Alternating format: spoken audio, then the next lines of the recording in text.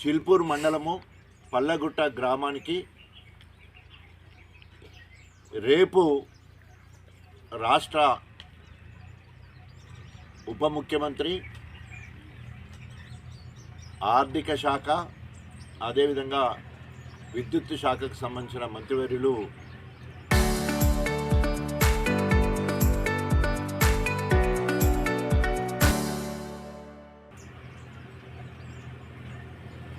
బట్టి విక్రమార్క గారు వస్తున్నట్టు తెలుస్తూ ఉన్నది. ఇప్పటికే 1-2 సార్లు రావడం కూడా పోస్ట్ పోన్ అయింది. కారణం ఏంటంటే కల్లాలలో కుప్పలు కుప్పలుగా ఉన్నాయి. మొక్కజొన్నలు ఎక్కడ కొనలేదు. రైతులు తీవ్ర ఆందోళనలో ఉన్నారు. అయితే రైతులు ఎక్కడ తిరగబడతారని చెప్పేసి ఇక్కడున్న స్థానిక ఎమ్మెల్యే జిత్తులమారి నక్క కడియం శ్రీహరి గారు ఆలోచనలో భాగంగా రేపు వస్తున్నట్టు తెలిసింది. కానీ ఏ ముఖం పెట్టుకొని బట్టి విక్రమార్క వస్తున్నాడు? ఆనాడు గ్యారంటీ కార్డులు ఇచ్చిండు. స్వయంగా పాదయాత్ర చేస్తూ ప్రతి నియోజకవర్గాన్ని తిరుగుతూ ఇక్కడ కూడా వచ్చిండు బట్టి విక్రమార్క. గ్యారంటీ కార్డు మీద సంతకం కూడా చేసిండు. 6 గ్యారంటీలు ఇస్తానని 6 గ్యారంటీలు వెరసి 420 హామీలు ఏ ఒక్కటి కూడా నెరవేర్చకుండా ఏ ముఖం పెట్టుకొని బట్టి ఇక్కడికి వస్తున్నాడు.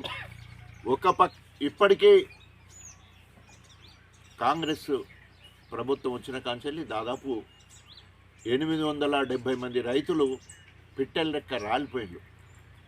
యూరియా అందక కొందరు చనిపోతే, రైతు బీమా అందక కొందరు చనిపోతే, రైతు భరోసా పెట్టుబడి అందక కొందరు చనిపోతే, అందరికంటే ముందుగా రైతు రుణమాఫీ కాలేదని చెప్పేసి ఉరుకుళ్ళు 2 లక్షలు తెచ్చుకోండి, డిసెంబర్ 9, 2023 మీ ఖాతాలల్లో 2 లక్షలు వేస్తా, 2 లక్షల పైనున్నోళ్ళు ఎవరన్నా ఉంటే అది కట్టేసుకోండి, ఆ 2 లక్షలు మాఫీ చేస్తానంటే అనేక మంది పోయి పైసలు కూడా కట్టిన సందర్భం మనకు తెలుసు. వాళ్ళు స్వయంగా చెప్పిందే 40 లక్షల మంది రైతులకు ఇస్తాం, దాదాపు 33,000 కోట్ల రూపాయలు ఇస్తామని చెప్పేసి మరి క్యాబినెట్ సాక్షిగా అసెంబ్లీలో చెప్పడం జరిగింది. కానీ వాళ్ళు ఇచ్చిన స్టేట్మెంట్ ప్రకారం, ఈ బట్టి విక్రమార్క గారు ఇచ్చిన స్టేట్మెంట్, ఆర్థిక శాఖ మంత్రిగా మేము 25 లక్షలకి 25 లక్షల మంది రైతులకు ఇవ్వాలనుకున్నాం, 20,000 కోట్లు అనుకున్నాం. కానీ బ్యాంకులలో 12,000 కోట్లు మాత్రమే పడ్డాయి ఖాతాలలో అని చెప్పడం జరిగింది. ఇచ్చిన హామీలు ఏ ఒక్కటి నెరవేర్చలే.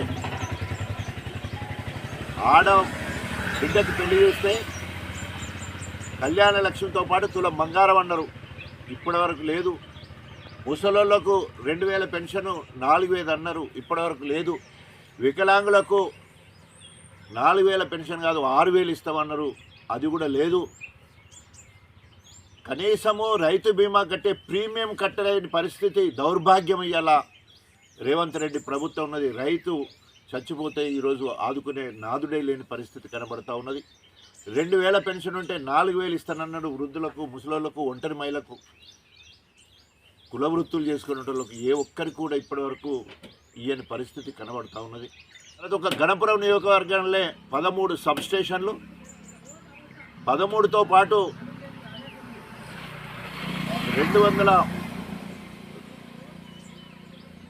132/33 పీసరలో 132/33 పీసరలో, తర్వాత మన కొండాపూర్లో 33/11, అదేవిధంగా కుర్చపల్లిలో 33/11, సాగరంలో, ఇవన్నీ కూడా నేను మంజూరు చేసినాయి. అప్పటి నుండి పనులు నడిచినాయి, పనులు అయిపోయినాయి, అవన్నీ కూడా పని చేస్తూ ఉన్నాయి. ఇప్పుడు వస్తూ నేను పీసర వెంచర్లు వచ్చిన, అది 132/33, అది ఎప్పుడో మాసిపోయింది, వర్క్ అవుతుంది, అన్ని పనులు కూడా జరుగుతున్నాయి. రేపు రేపు బట్టి విక్రమార్క పల్లగుట్టకు వచ్చేదాన్ని తీవ్రంగా వ్యతిరేకిస్తూ ఉన్నాం. నువ్వు ఎన్ని వేల కోట్ల పనులతో ఇక్కడికి వచ్చినావు, నువ్వు సంతకం పెట్టి మీ పార్టీ సంతకం పెట్టి గ్యారంటీ కార్డుకి సంబంధించిన 6 గ్యారంటీలు ఏమైనాయి అవి చెప్పిన తర్వాతనే గన్పూర్ నియోజకవర్గం అడుగుపెట్టాలని హెచ్చరిస్తున్నాం. తప్పకుండా రేపు జరిగే కార్యక్రమాన్ని ప్రజాస్వామ్యంగా అడ్డుకుంటాం, నిరసన తెలియజేస్తాం. అది ప్రజాస్వామ్యంలో ప్రతిపక్షానికి ఉండే హక్కు. వివిధ రూపాల్లో నిరసన తెలియజేస్తాం. ఆ నిరసన సెగ తప్పకుండా బట్టి విక్రమార్కకు తగిలే విధంగా బీఆర్ఎస్ శ్రేణులకు నేను పిలిపిస్తున్నా.